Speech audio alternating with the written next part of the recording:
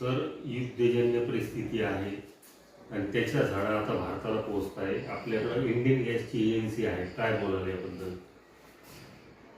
आता गॅसचं जे आहे त्या युद्धामुळे थोडासा परिणाम झाला वाहतुकीवर, परंतु आम्हाला जे आहे कंपनी सध्या घरगुती गॅसचा सप्लाय करते, परंतु सॉफ्टवेअरमध्ये प्रत्येकाला बुकिंगनी गॅस द्यायचा आहे.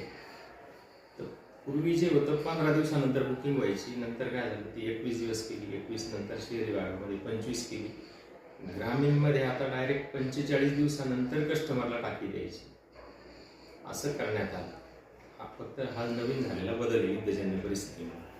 बाकी तर OTP शिवाय कोणाला देत नाही, त्यांचं ते सॉफ्टवेअर आहे. तिकडून कंपनीकडून जो माल येतो तो आम्ही पुढे विक्रीचं काम करतो. सर, पण असं मेट्रो सिटीमध्ये असं घडतंय का ती जी सॉफ्टवेअर आहे किंवा जी ऑनलाईन बुकिंग होती ती सुद्धा बंद झालेली? बऱ्याचशा गोष्टीमध्ये ते सॉफ्टवेअर कधी कधी बंद होतं. मग कस्टमर बुकिंग करतो, त्या बुकिंगमध्ये अडचणी येतात. कस्टमर म्हणतो आम्ही करतो, त्याला बुकिंगशिवाय टाकी द्यायची नाही आहे, हा कंपनीचा रूल आहे, आणि बुकिंगमध्ये अडचणी निर्माण होतात. ते बरोबर. सर, कमर्शियल टाकी आता वैजापूर शहरात किंवा तालुक्यात आपण देत आहे? नाही, कमर्शियलचा सप्लाय गव्हर्नमेंटने कमी केला, फक्त घरगुती गॅस देत आहेत. त्याच्यामुळे कमर्शियलचं तरी ह्या 8 दिवसात सप्लाय तर कमी झालेला आहे, त्यामुळे आम्ही देऊ शकत. आता घरगुती गॅस किती आता 60 रुपयांनी वाढला होता, अजून वाढायची तुम्हाला असं वाटतं का वाढेल? नाही, असं काही वाटत नाही. रेट वाढतील असं काही वाटत नाही, पण युद्धजन्य परिस्थितीमुळे लोकांना एवढंच अपेक्षित आहे की आपल्याला वेळेवर गॅस मिळावा. परंतु बऱ्याच लोकांच्या कंप्लेन आता वैजापूर शहरात सुद्धा यायला लागले की आम्हाला गॅस वेळेवर भेटत नाही. तुमचं इंडियन असेल किंवा HP असेल. तेच त्यांचं ते बुकिंग झाल्याशिवाय टाकी द्यायची नाही, हा कंपनीचा रूल झाला.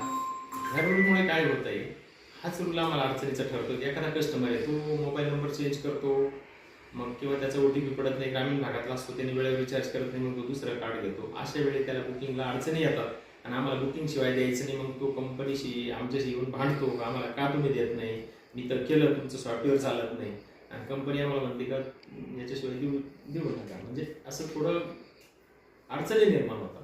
2-5%. सरासरी वैजापूर शहर आणि तालुक्यात तुमचे किती कस्टमर आहेत? माझे 1450 कस्टमर आहेत. माझी ग्रामीण वितरकचीच एजन्सी आहे.